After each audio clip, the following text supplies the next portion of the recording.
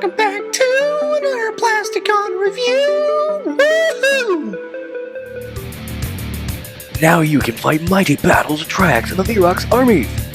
Recently, the minor battle skirmishes between these two countries erupted in full-scale war. Hundreds of land and air combat vehicles battled across the land.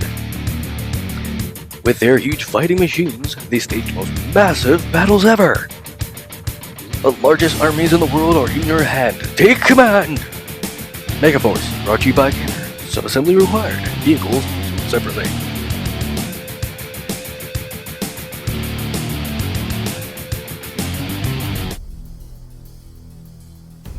Welcome back to another Plasticon Megaforce review. Today we're going to cover the Virok tactical bomber fighters. Yes, they're aerial reconnaissance destroyers of, I don't know, what are you going to call it? They're jets. These guys are pretty cool. I do like these guys are really sticking with more of a desert camo. They really do match the VTOLs, which I'll bring one in over here real quick just to show you that a VTOL really does match up with these guys very well. It's pretty cool. You know, let's take a look at one of their smaller scout vehicles here. The non-command class. And it's got a really interesting design. All these panel lines are just insane. This is so much detail pressed into this mold. I just can't get over how many panel lines this jet has. This thing is crazy. The only thing I kind of wish they would have done was made these wings actually really retractable. But I can understand why they didn't, because these things are solid die cast.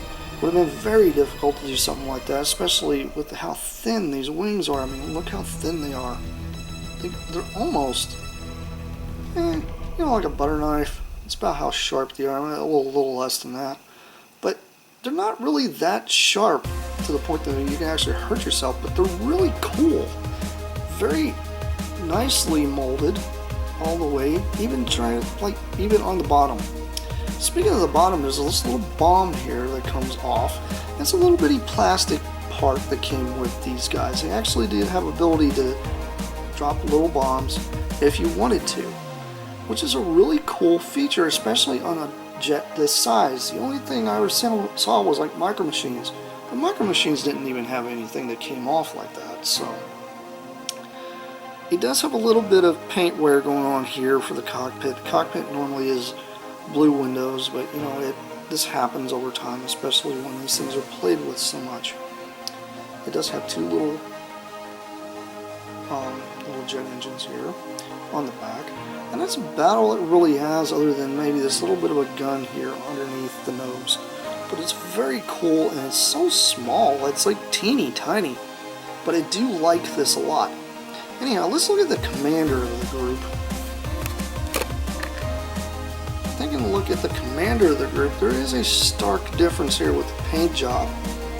They really did change it up with the black. They added black to the wings on the very front and on the tail. Not to mention this kind of chevron thing going on here on the backbone. Just enough detail in order to change it up just a little bit. Now the missile is slightly different on this one here compared to the other version. This actually has almost like a cruise missile type of thing going on here, where it looked like it could possibly split in half. It doesn't actually do it because it's so small. But look at the molded detail just in the missile itself.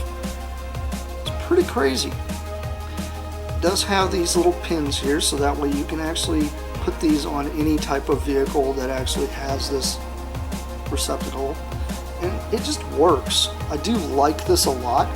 The nose cone's actually supposed to have a little bit more black hair on the front, but you know, it's worn off over time. But it's very cool.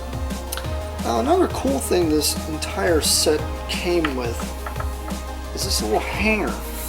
And this hanger is actually specially designed for these to dock into, because it allows the tail fins to just stick up just ever so slightly out of the back.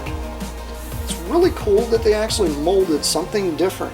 It would have been neat to see a lot of these like maybe like an accessory pack years ago that they could have sold that gave you like a ton of these things. These things would have been amazing to have these, like enough more to do like a whole battlefield full of them. But they do have a little turret here on the top, as well as just molded detail throughout the entire thing. Now these right here could have been like fuel canisters if you think of it that way.